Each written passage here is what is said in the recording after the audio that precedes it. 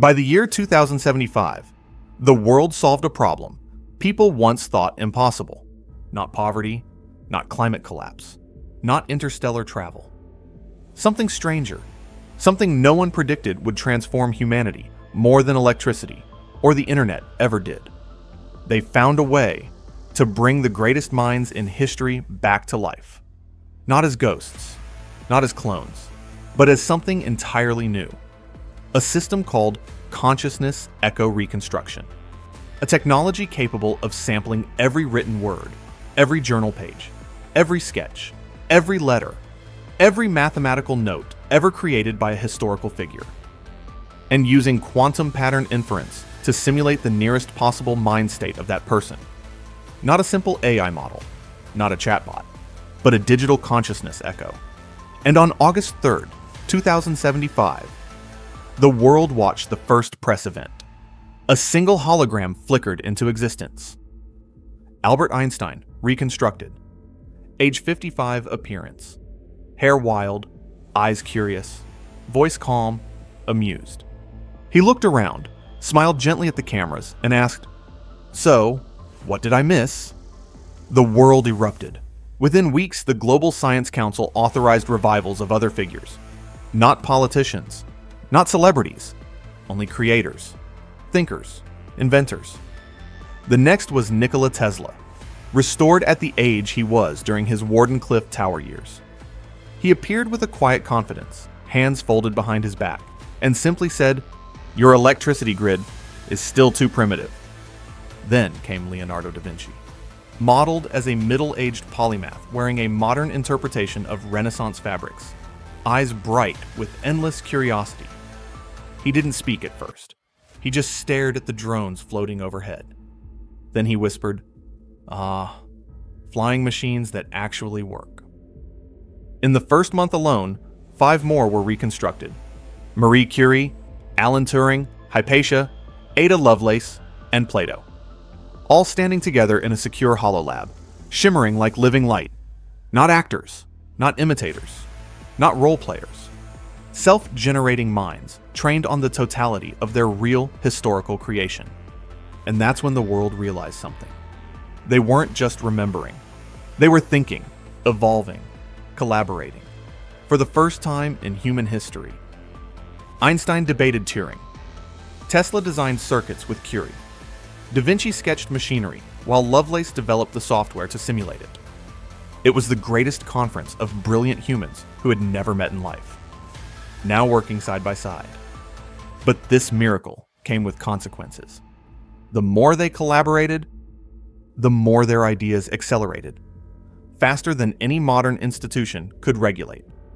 In week 2, Tesla published a 67-page blueprint titled Radiant Network Distribution, Ending Energy Scarcity Permanently.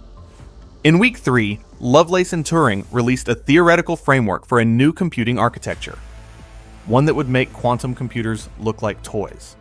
By week 4, Da Vinci had already designed 6 entirely new medical devices, one of which allowed for diagnosing neurological disorders using only light patterns.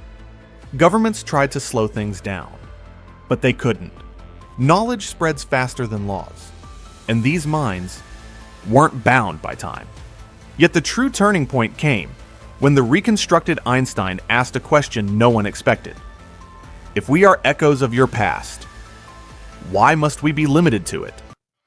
That sentence changed everything, because the scientists who built the system realized these weren't static recreations. They were dynamic intelligences, shaped by history, but no longer confined by it. Einstein wasn't just repeating old theories, he was generating new ones. Tesla wasn't just revisiting old inventions.